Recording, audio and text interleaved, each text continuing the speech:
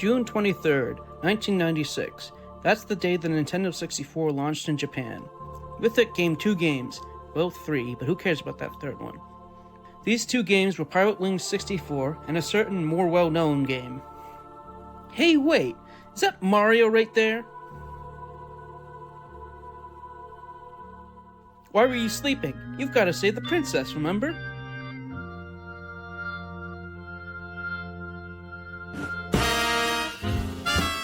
Super Mario 64 became one of the most revolutionary and endearing video games of all time, with a community enriched with creativity and wonder. Fans have done speedruns, created new games out of it. They even made movies using the game's ROM called machinimas. Whatever the case, no matter how much the game aged in its close to 30-year existence, Super Mario 64 is still one of the greatest and most revolutionary games of all time.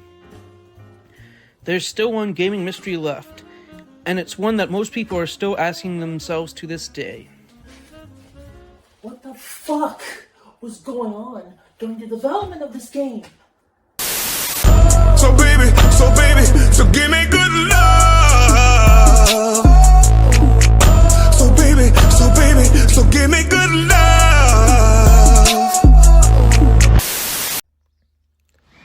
Christ, that was quite the fall. Wait a minute. Where am I? Oh, hell no.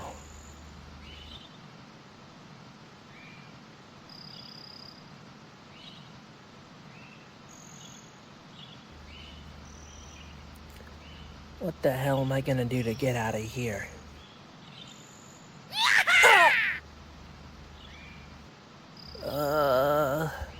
Huh?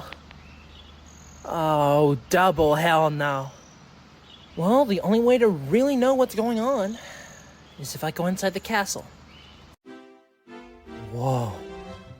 It's so different. Okay, can somebody tell me what the hell is going on?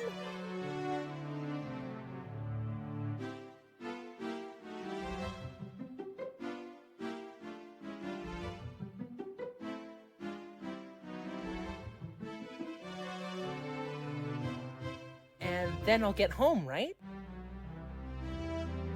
Good. Let's start. Well, I don't like that I'm Shinji again, but here we go. Super Mario 64, right? Everyone's played it, everyone's talked about it, everyone's scoured through the damn source code. Why the fuck should I talk about its beta? Seriously, literally everyone's done it better than I ever would. Even Yuri of Wind and Beta 64 did better beta videos on me, and those videos are like 9 to 10 years old already. Christ, I feel old. Well, I've been told that if I don't talk about it, I'm gonna be stuck in this beta Peach's castle, hearing Mario's dumbass pre-Charles voice for the rest of my gaming life. As if I'm stuck at the damn forest maze. So fuck it, let's take it to the stage. And let me pitch it to you. I was raised in this society, so there's no way you can expect me to be a perfect person. 1993. There was a change in the landscape of this planet we love so much. Poetic Justice came out to the US. Spike Lee had started filming Crooklyn, which was to be released next year. George Clinton released Hey Man, Smell My Finger to positive reception. The Dragon Ball manga had just started releasing the Buu Saga.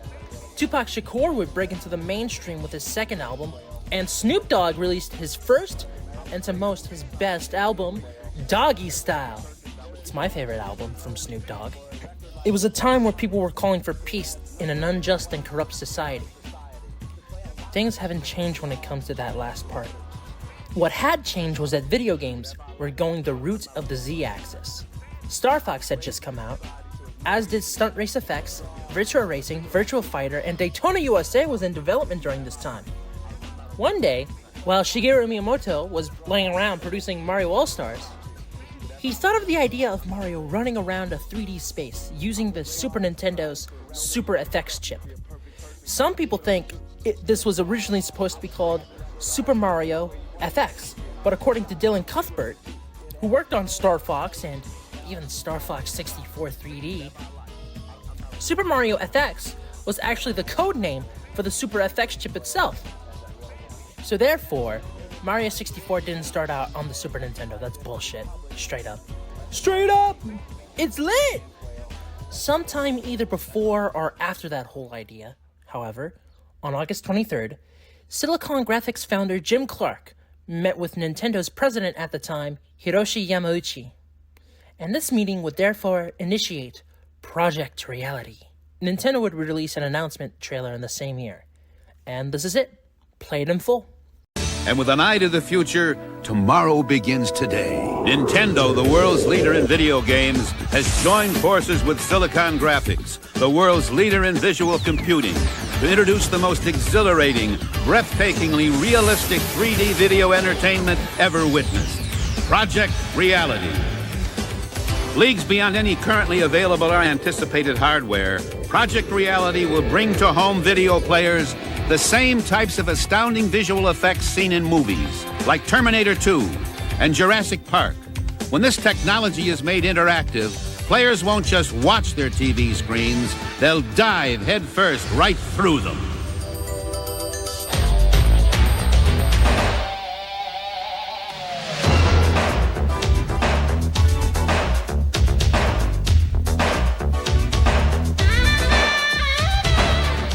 Just imagine it! Video entertainment that looks and sounds like nothing you've ever seen before!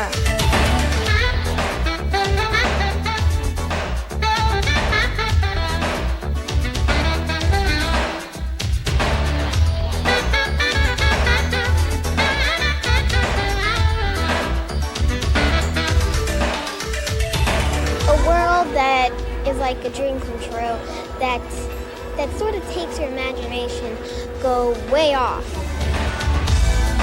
This kind of stuff is just rocket, and it's much better when it's fast.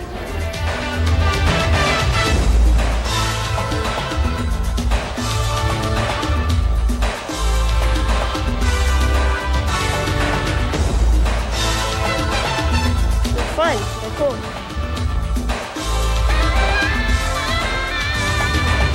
I want to play a video game that takes me anywhere I want to go and lets me be anything I want to be.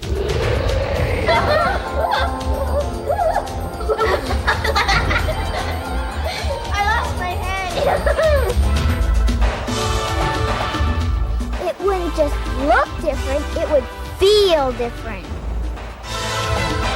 Super duper sound, yeah, a lot of action, cool graphics. We don't just want to play the games, we want to be right inside them.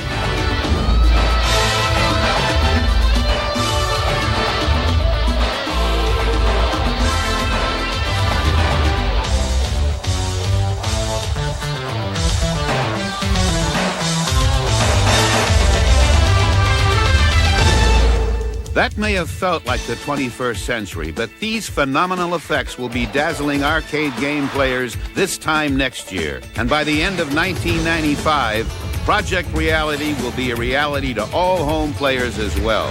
No other system will offer this dimension of realism. No other manufacturer can promise this scope of play. With this marriage of game-making expertise and technical wizardry, home video entertainment just took on a whole new dimension. To be honest, though, that trailer kind of sucked dick. It's too 90s. And that annoying child narration. And also, just the most heinous background music I could fucking listen to. Nintendo of Japan knows how to do trailers for their new consoles. It works every time! As for this trailer, the worst part is the way they announced the release date. They say this project is going to be for arcades, but there was only Cruisin' USA. And the console release date, as they put it, was slated for 1995. As you may know, that did not end up happening. But we'll get to it. Meanwhile, Argonaut Games were making a Yoshi 3D demo to pitch to Nintendo. A pitch that Nintendo would soon reject, but that rejection would later lead to many things. 1. Development for the next Star Fox game, Star Fox 2, would devolve into cancellation in 1996, despite being complete enough to where it'd be released in 2017. 2. Nintendo poached Argonaut's developers, including Dylan Cuthbert and Giles Goddard, though Dylan Cuthbert would ultimately leave for Sony America to make Blasto, and eventually form Q Games, where he would return to Star Fox with Star Fox Command and a remake for Star Fox 64 for the 3DS. 3.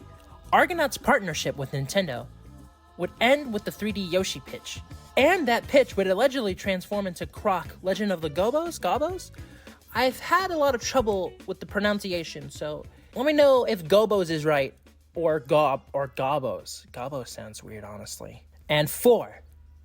Shigeru Miyamoto wanted to focus on development for the new console, as he thought the Super Nintendo was going the way of the dinosaur, though the final game for the Super Nintendo would ultimately be a port of the Satoru Iwata produced and programmed game called Metal Slayer Glory, released in 2000 for the Super Famicom Nintendo Power Flash cartridge. After these messages, we'll be right back. I hope you find yourself. I hope you find yourself. And I hope you take the next step. Big ass RPG スーパーマリオ RPG ロールプレイングゲームやったことない人も OK マリオと旅に出ようドラマを作ろうロールプレイングゲームやり尽くした人も Come on 満足させますマリオです Oh yeah スーパーファミコンソフトスーパーマリオ RPG スーパーファミコンが4000円安くなるクーポン券付き Big, stylish, and now one of the best values in America. Just for a limited time, buy the Super NES Super Set and get 5 complete Mario games standard. Mario. You'll find the Super Set is like no other system. In performance, handling, and Mode 7 control, you'll get Super Mario World, and for $3.50 in postage, Super Mario All-Stars free with 4 Mario games in 1. Mario. So stop by your Nintendo dealer today.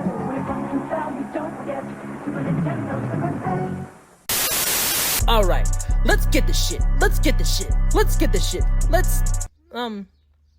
Anyway, the new Mario game, meant for the new console, starts development on this day, September 7th, 1994. Here are some of the noteworthy people on this project. First up, Yoichi Kotabe, a veteran animator who was influential in the Japanese animation industry, especially to this day, working with legends such as Hayao Miyazaki and Isao Takahata, the co-founders of Studio Ghibli, or Ghibli. And he handled a ton of the art in the Mario games from 1986 to 2007.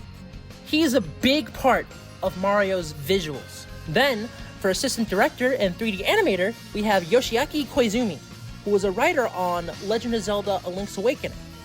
And he also did a lot of art for Mario and Zelda before then. He would later be very integral to both the Super Mario and Legend of Zelda series. He's also one of the Nintendo Direct hosts. At least I hope so. I hope he's still hosting Nintendo Direct. Another assistant animator we got is Takashi Tezuka, who's been involved with every aspect of both Mario and Zelda since the beginning, and is still involved to this day. For CGI artist, we have Shigefumi Hino, the artist responsible for Super Mario World's beautiful character designs. He created Yoshi and was responsible for co-directing Yoshi's Island and the Pikmin series.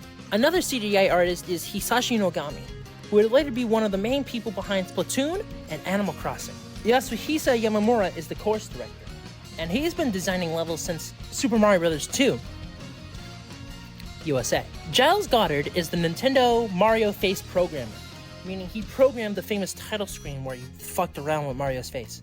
He was one of the first Western programmers on Nintendo, having worked on Star Fox, Stunt Race FX, 1080 Snowboarding, the GameCube version of Doshin the Giant, Steel Commander, and many others. He left Nintendo after the end of the N64 era though. Last, but not least, is the game's producer and director, who would take on this task. By none other than Shigeru Miyamoto himself, the creator of Super Mario, Donkey Kong, Pikmin, Legend of Zelda, Star Fox, and so many others! This would be the last time he would direct a mainline Mario game. He was supposed to be the director of Super Mario 128, but we all know how that went. Then again, he would later direct Super Mario Run, and that's considered a mainline game. Not by me, though! The game was to be called Ultra 64 Mario Bros., and was originally going to be released for the Ultra Famicom otherwise known in America as the Nintendo Ultra 64.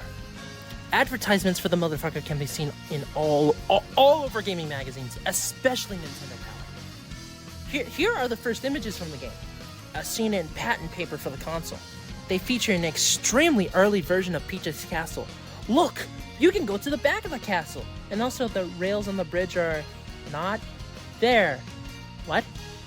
Also, there is a clock where Peach's painting should be. Really? Nebz Shady. Ah, yes. 95. Tupac released his most introspective album yet, Me Against the World. He did it while he was in prison, no less. Higher Learning, the next John Singleton movie, was released at this time. And, oh look, the Ultra 64, and therefore, the games that were supposed to come out were fucking delayed. How unexpected! Yeesh.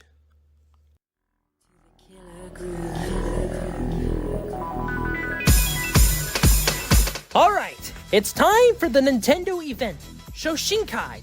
Literally meaning beginning party, Shoshinkai was basically E3 before E3 was alive. Rest in peace. There were 2 demos made to show off Nintendo's newest console, which, thanks to Konami still owning the term Ultra Games, was renamed to the Nintendo 64. No Ultra. There was also a sizzle reel of the games that weren't playable at the moment, like, what the fuck is Super Mario Kart R anyway? Magic Koopa? The fuck? I wanted Donkey Kong, motherfucker! Oh, a Zelda game's coming out? No way! Woo! Rareware's in this too? James Bond? Star Fox? Star Wars? Dude! What the hell is this? Kirby Bowl 64? Is this a Dream Course sequel? Wave Race 64 was gonna look suspiciously like Wipeout. It was Rareware founder Tim Stamper who suggested that the players controlled jet skis. It's crazy how much Wave Race changed. Technologically, it only takes a second to realize that this is probably the most advanced peripheral that's ever been unleashed on the market in PC or in console. Nothing's going to match that soon. The controller is definitely revolutionary. To control an object in 3D space, you need more than any other controller has had previously out there in the market. And Nintendo invented an incredible design that has a 3D stick that allows characters to move around really easily. There were only 2 playable N64 demos at the time. Kirby Bowl 64 and Super Mario 64.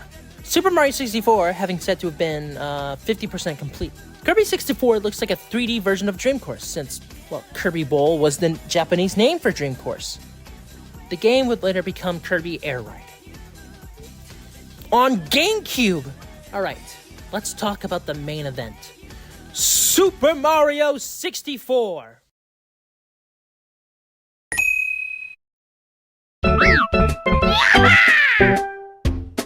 This game is definitely different from the final version. Let's play it! Alright, and here we are, the Mario 64 beta. Mario looks a bit darker than he does in the final, but so does everything else, aside from Bowser. It's the lighting that's different, really. Here are the differences in Mario's moveset. Mario moves slower than the final. He's a lot slipperier to control. He only has 1 punch before he can kick. He gets tired a lot more quickly than the final. There's no backward somersault, no long jump. His ground pound is a bit clunkier, and also his triple jump is a little twirl. Also, the side somersault is shorter in height and different in its animation. One thing you might note is that Mario has a different voice. Actually, he has many, consisting of several Warner Brothers archive voice clips. Let's go to the castle and see what's there. Okay, huge differences right out the gate. It's got a Starry Night Sky theme instead of the one in the final. Let's go to the number 1 door. Surely there'll be something here. And what do you know? It's Whomp's Fortress. Here just called Mountain. Here's a crazy story, like King Von. If you jump into the cannon, you gain the effects of the wing cap. That's crazy. And also the Whomps look like shit, but the Thorns look better than the final version. Who gives a rat's ass? Everyone's talked about that. Also, the owl can be awakened, and unlike the final version, you don't talk to him. But also, you can control how high the owl goes by pressing up or down on the analog stick. Another level in this beta is a very early version of Cool Cool Mountain, where you can go down the slide from Tall Tall Mountain, seen unchanged from its final version, despite B-roll footage from Shoshinkai saying otherwise. Or, you can rescue the penguin just like in the final game. Only, it's completely different design-wise. Like, the slide is different, and also the penguins themselves are very skinny. Lethal Lava Land is next, and wow. There are a ton of differences here, but I'll list some of them. 1, the beginning area. Just look at it. 2, the bullies have 1 spike instead of 2 horns. 3, the first big bully is non-existent. You just gotta go through the falling blocks before you get the star. 4, you can't get into the volcano. You just die. Alright, that's it, moving on. The last level is Dire Dire Docks, which, aside from there being no tornado, there being mines sprinkled across the level, and the shark looking different, and also the way back into the castle is blocked, just like Star 1 in the final version, Dire Dire Docks is the same. Then, we get to Bowser. Bowser was originally going to have blue eyes, as seen in some B-roll footage of this early version. Aside from there being no Charles Martinet laugh coming out of Lil Bow Wow's mouth, the fight's exactly the same. Actually, Bowser's noises are more like a cheetah's roar. That's cool. A couple of months before I started writing this, Luigi Blood found footage of Mario and Luigi running around a test area. Wow, that's so cool! It's just like what Miyamoto said in an interview. Well, that's it for this version. A couple of weeks after this demo was shown off, 3D stars were created, and also Mario's model started getting updated. There, I'm done. Later!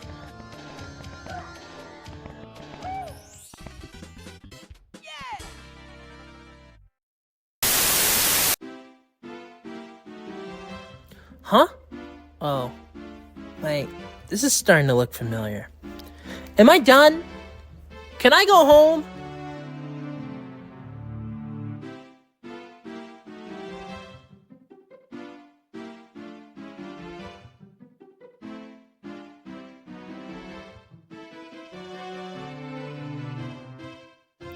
But come on, this is too easy! What the fuck do I have to add to make this video interesting?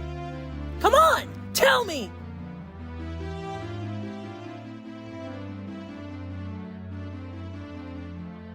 On second thought, I'll stick with this. What, like, mentally? Oh, you're one of those! I could use some help from friends. Huh? Who's that? What the fuck? First Shinji again, now this? I don't even like modern SMG4! Luigi's not real in this game, is he? Oh?